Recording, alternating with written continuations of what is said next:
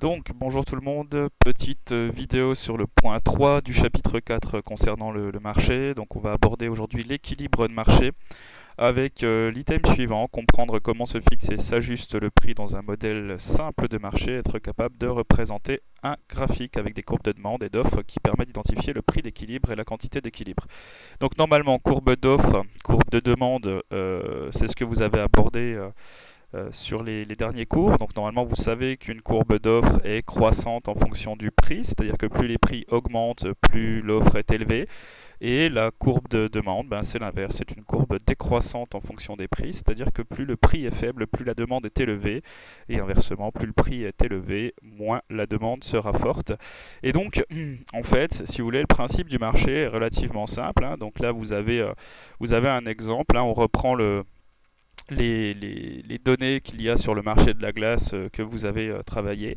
Donc hop, on a notre courbe de demande qui est bien décroissante ici en fonction des prix. On a notre courbe d'offre de glace qui est croissante en fonction des prix. Et puis vous voyez, il y a une intersection entre les courbes d'offre et de demande ici. Et ça, c'est ce qu'on appelle un équilibre. Donc vous voyez, l'équilibre en économie, on le note généralement E étoile.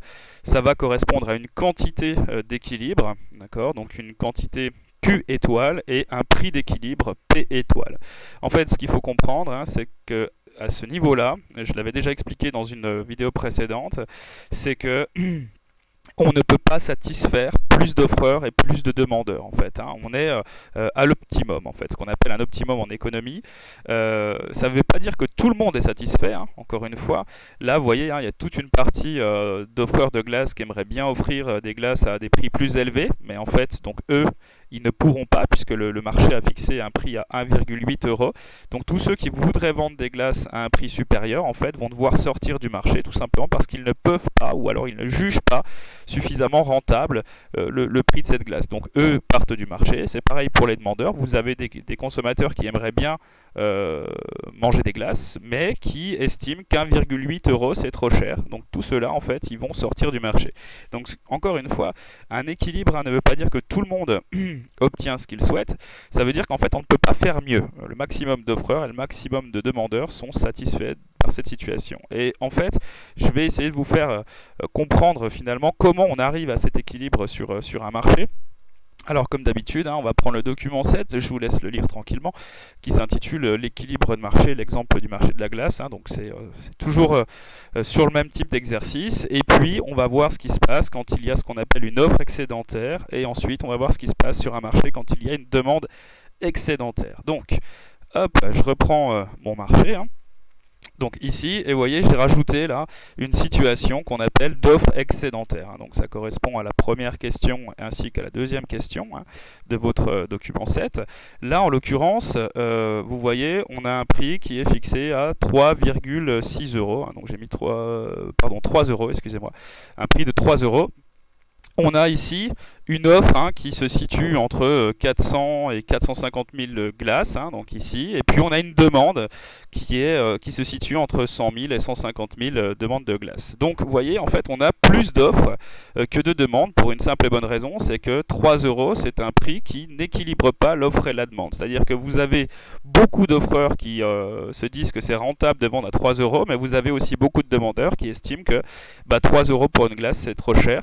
Et donc, en fait, vous avez tout un tas d'offreurs là qui ne trouveront pas de clients, c'est-à-dire qu'ils vont produire, mais il n'y aura pas suffisamment de demandes, c'est-à-dire que le marché, alors c'est du jargon d'économiste, hein, ce que je vais dire, mais on explique que le marché est rationné par le côté le plus court. D'accord ? Là, en l'occurrence, le côté le plus court, c'est toujours le côté qui se situe le plus à gauche de votre graphique.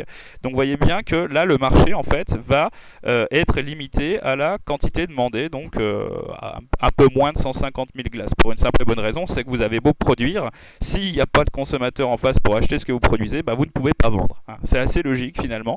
Donc, vous voyez, on est à ce niveau-là, donc à peu près un peu moins de 150 000, et vous avez donc tout un tas d'offreurs qui ont produit des glaces et qui doivent les stocker. Le seul truc, c'est que les stocks, ça coûte cher, et puis les stocks de glace, c'est, comment dire, au bout d'un moment, les glaces ne sont plus consommables, donc qu'est-ce que vont faire les offreurs? Pour pouvoir écouler les stocks, ils vont tout simplement commencer à diminuer les prix. En diminuant les prix, vous avez des offreurs qui vont sortir du marché, c'est-à-dire qu'en fait vous avez l'offre qui va diminuer parce que les prix diminuent, et de l'autre côté au contraire vous allez avoir de plus en plus de demandeurs qui vont vouloir de la glace, et donc la demande va augmenter, hop, l'offre va diminuer jusqu'à ce qu'on arrive finalement à l'équilibre, encore une fois, la situation qui permet de satisfaire le plus d'offreurs et le plus de demandeurs. Voilà. Alors maintenant, que se passe-t-il? Donc là, vous voyez, hein, c'est ce qui se passe quand le prix est trop élevé par rapport au prix de marché. Donc encore une fois, quand le prix est trop élevé, on est dans une situation d'offre excédentaire et mécaniquement les prix vont diminuer, ce qui va faire diminuer l'offre, ce qui va augmenter la demande et on va arriver comme ça à l'équilibre. Maintenant, point suivant, on va voir ce qui se passe quand il y a une demande excédentaire. Donc vous voyez sur le graphique, hein, ici j'ai encore rajouté un élément. On est à un prix d'1 €. Donc je vous rappelle que le prix d'équilibre c'est 1,8 €, hein, c'est en rouge. Donc pour 1 €, vous avez en fait une demande qui est plutôt élevée, hein, d'accord, qui se situe ici, hein, 500 000. Et puis vous avez une offre au contraire qui est inférieure à 200 000. Donc là ça va être la même situation qu'avant, sauf que c'est pas l'offre qui est excédentaire, c'est la demande qui est excédentaire. Et le marché va être rationné par le côté le plus court, c'est-à-dire par l'offre. Oui, vous avez plein de personnes qui aimeraient consommer des glaces, sauf qu'en fait, la production, elle est limitée à un peu moins à 175 000 à peu près, hein, 175 000 glaces. De ce fait, qu'est-ce qui se passe? Il va y avoir seulement 175 000 glaces échangées sur le marché parce que vous ne pouvez pas acheter ce qui n'est pas produit en fait, hein, ce qui paraît assez logique. Et donc à ce moment-là, il va se passer la chose suivante, c'est que vous avez les prix qui vont mécaniquement commencer à augmenter. D'accord, puisqu'en fait, il y a une très très forte demande sur le marché, une demande qui est supérieure à l'offre. À ce moment-là, quand vous avez beaucoup de consommateurs qui veulent quelque chose, mais qu'on n'arrive pas à produire suffisamment de cette chose-là, les prix vont augmenter finalement. Et ça va commencer à faire diminuer la demande, c'est-à-dire que vous avez des consommateurs qui vont estimer qu'avec l'augmentation du prix de la glace, finalement acheter des glaces ça vaut plus le coup. Donc vous avez des consommateurs qui vont sortir du marché, la demande va diminuer. Et puis de l'autre côté, au contraire, vous avez des producteurs qui vont se dire ah, le prix de la glace augmente, donc là ça devient rentable de produire des glaces et donc l'offre va tout simplement augmenter. Et donc l'offre augmente, la demande diminue jusqu'à au retour à l'équilibre de marché pour un prix de 1,8 € et une quantité échangée sur le marché de 300 000 glaces. Voilà. Donc, petit bilan finalement de ce que je viens de vous expliquer à l'aide des graphiques. L'offre excédentaire, lorsque le prix est supérieur au prix d'équilibre, hein, donc c'est une situation d'offre excédentaire, l'offre est supérieure à la demande, on est face à une situation de surproduction et les producteurs ne peuvent pas vendre tous leurs produits. Le prix va alors baisser puisque les producteurs souhaitant écouler leur production vont accepter cette baisse des prix. D'accord. Donc ça, c'est la définition de l'offre excédentaire. La définition de la demande excédentaire, pardon, je reviens là. Demande excédentaire, lorsque le prix est inférieur au prix d'équilibre, la demande est supérieure à l'offre, donc demande excédentaire.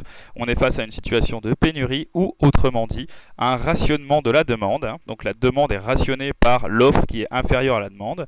Le prix va alors augmenter puisque les producteurs savent qu'ils pourront écouler leur production malgré l'augmentation des prix puisqu'il y a beaucoup plus de demandes que d'offres. Voilà, donc ça c'est pour les définitions par rapport à ce qu'on a expliqué sur le marché. Et donc c'est un schéma ici hein, pour terminer cette partie sur l'équilibre de marché. Qu'est-ce qui se passe finalement dans un marché concurrentiel? Vous voyez, hein, donc il y a arrivé de nouveaux offreurs sur un marché. Ça va créer tout simplement une hausse des quantités offertes. Les prix vont tout simplement diminuer. À ce moment-là, vous avez disparition des offreurs les moins compétitifs, c'est-à-dire qu'à partir du moment où les prix baissent, toutes les entreprises qui ne sont pas capables de diminuer leur coût de production vont disparaître, en fait, tout simplement parce qu'une entreprise ne peut pas vendre à un prix plus faible que ce que ça lui coûte de produire. Hein. C'est logique. Hein.